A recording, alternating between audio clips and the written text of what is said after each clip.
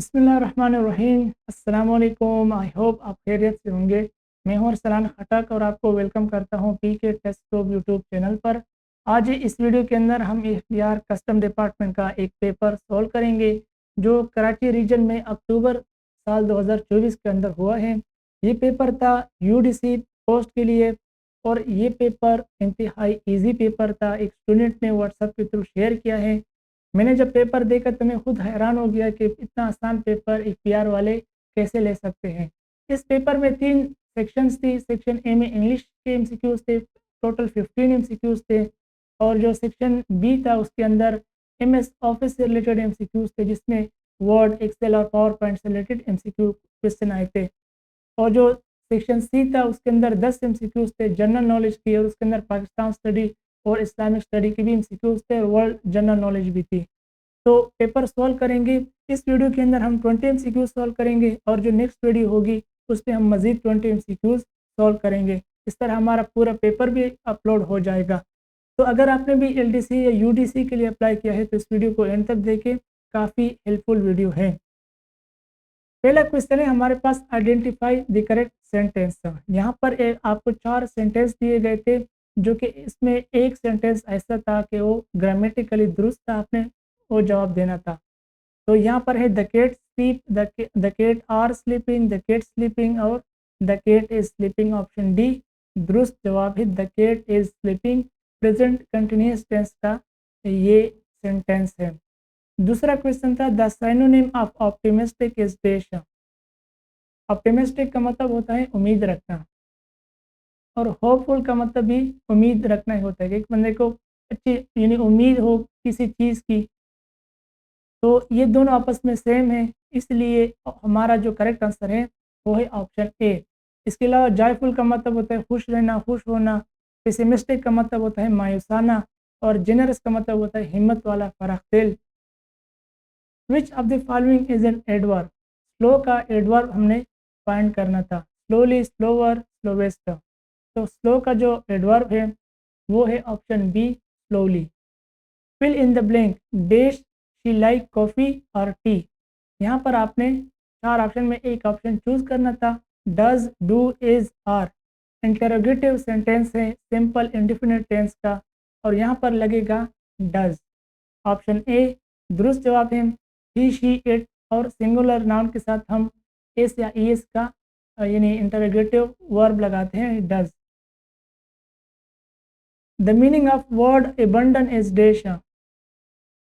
Abandon word दिया गया था और पूछा गया था कि इसका मतलब क्या है।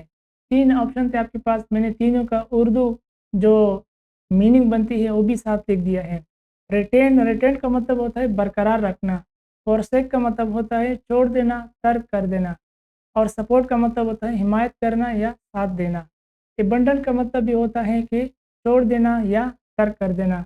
तो इसका मतलब ये हुआ कि फॉरसेक एबंडन का मीनिंग बनती है, यानी बंडन जो वर्ड है इसकी मीनिंग ऑप्शन बी यानी फॉरसेक मैच करती है, बनती है। तो हमारा आंसर क्या होगा, forsake. The synonym of word friendly, friendly कहते हैं दोस्ताना को, याराना, दोस्ताना।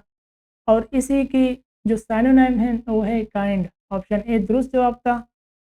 इसके अलावा रूट का लफ्ज़ है, रूट की मीनिंग है बेअदब, बदतमीज़, गुस्ताख।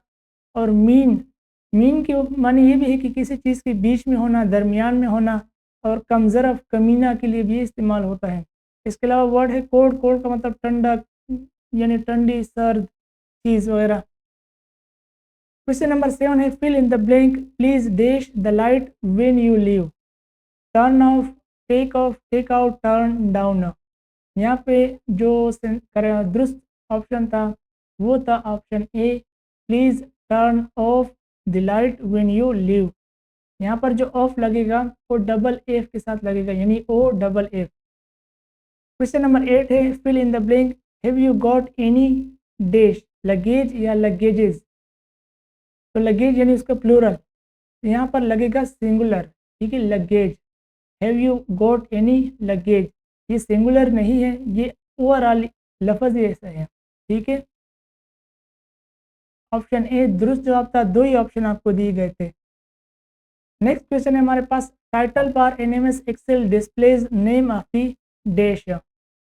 जो हम कोई भी काम MS एक्सेल के अंदर करते हैं, जो फाइल हम बनाते हैं, उस फाइल का जो टाइटल होता है वो किस नाम से सेव होता है, यानी क्वेश्चन में ये पूछा है, तो वो सेव होता है वर्कबुक के नाम से।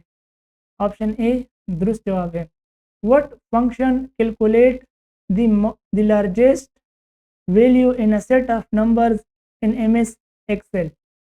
ये आप यहाँ पर आपने फंक्शन बताना है कि जो नंबर ऑफ सेट होते हैं उसको यानी बड़ी तादाद में कैलकुलेट कर सकता है।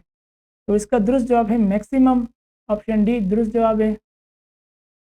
In a computer spreadsheet selected data block of cell is called. ये भी MS एक्सेल का क्वेश्चन है। MS एक्सेल के अंदर जब आप काम करते हैं और किसी भी रो या कॉलम का जब आप सेलेक्ट कर लेते हैं तो उसको कंप्यूटर की ज़ुबान में या MS ऑफिस की ज़ुबान में कहते हैं रेंज। ऑप्शन बी दुरुस्त जवाब है। Which of the following is the latest version of MS Excel. MS Excel का जो लेटेस्ट वर्जन है वो है साल 2021 का, यानी MS एक्सेल 2021 वाला। The first cell in Excel worksheet is labelled is dash. आपने देखा होगा कि जो हम किसी भी सेल को सेलेक्ट करते हैं ऊपर उसका कॉर्नर पर कोड आ जाता है A2 A3 A5, तो उसको वो किस हिसाब से होता है, ठीक है, column by row. Option C दुरुस्त जवाब है A1। What is MS Excel? Spreadsheet, presentation, word sheet, workbook. MS Excel basically एक स्प्रेडशीट है। ऑप्शन ए दुरुस्त जवाब था। What chart is good for single data series. ये क्वेश्चन भी MS एक्सेल से रिलेटेड है और इसका जो दुरुस्त जवाब है वो है पाई चार्ट। पाई चार्ट गोल चार्ट होता है जिसके अंदर हम परसेंटेज या स्कोर के हिसाब से कलर भी कर सकते हैं। तो ये इसका करेक्ट आंसर है, सिंपल है। व्हाट डू एक्सेल फार्मूले स्टार्ट विद। एक्सेल के अंदर जब हम कोई भी फार्मूला शुरू करते हैं वो स्टार्ट किस तरीके से करते हैं, यानी किस तरह का लिखते हैं, तो हम शुरुआत करते हैं इज इक्वल टू साइन से। ऑप्शन बी दुरुस्त जवाब है। Who was the first governor general of Pakistan. बहुत सिंपल क्वेश्चन है, मोहम्मद अली जिन्ना इसका दुरुस्त जवाब है। What is the second belief in ईमान मुफस्सल। ईमान मुफस्सल के अंदर जो हमारा दूसरा अकीदा है वो क्या है? आमनतु बिल्लाहि व मलाइकतिही व मलाइकतिही, ठीक है। द एंजल्स ऑफ अल्लाह व मलाइकतिही, यानी जो फरिश्ते हैं उस पर ईमान लाते हैं, अल्लाह पर ईमान लाते हैं और अल्लाह के फरिश्तों पर ईमान लाते हैं। तो ये ऑप्शन डी दुरुस्त जवाब है। Which surah is known as the mother of the Quran. किस सूरत को कुरान शरीफ की माँ कहा जाता है? तो वो है सूरह फातिहा। ऑप्शन सी दुरुस्त जवाब है। The second caliph of Islam was dash. Islam के दूसरे खलीफा कौन थे? दुरुस्त जवाब था और है हज़रत उमर रज़ियल्लाहु ताला अन्हो। आपसे सवाल है कि चारों खुलफाए राशिदीन में से किस खलीफा राशिद का दौर सबसे ज़्यादा था? अगर आपको आता है नीचे कमेंट बॉक्स में ज़रूर बताएं। ये थी आज की वीडियो। 20 MCQs इस वीडियो में हमने सॉल्व किए। 20 MCQs हम नेक्स्ट वीडियो में सॉल्व करेंगे। अगर आप इंग्लिश पाकिस्तान स्टडी साइनोनिम और एंटोनिम्स की फ़ाइल हासिल करना चाहते हैं जो कि FPR कस्टम डिपार्टमेंट के लिए है, UDC या LDC के लिए अगर आपने अप्लाई किया है तो ये सारे नोट्स आप बिल्कुल फाइंड ले सकते हैं। PDF की सूरत में आपको ये मिलेंगी। व्हाट्सएप का नंबर नीचे डिस्क्रिप्शन में मौजूद है, आप रब्ता कर सकते हैं। यहाँ से ही सारे पेपर लग रहे हैं। अगर आप चाहते हैं कि ये पेपर मैं आपको अपने नोट्स के अंदर दिखाऊं तो ये भी पॉसिबल है। नेक्स्ट वीडियो होगी उसमें मैं ये नोट्स से क्वेश्चन आपको दिखा दूंगा स्क्रीनशॉट ले लेके। तो उम्मीद करता हूँ कि वीडियो आपको अच्छी लगी होगी। अगर वीडियो अच्छी लगी है तो इसको लाइक करें, चैनल पर पहली मर्तबा हो तो चैनल को सब्सक्राइब कर लें और इंशाल्लाह नेक्स्ट वीडियो में हम इसका पार्ट 2 भी अपलोड करेंगे।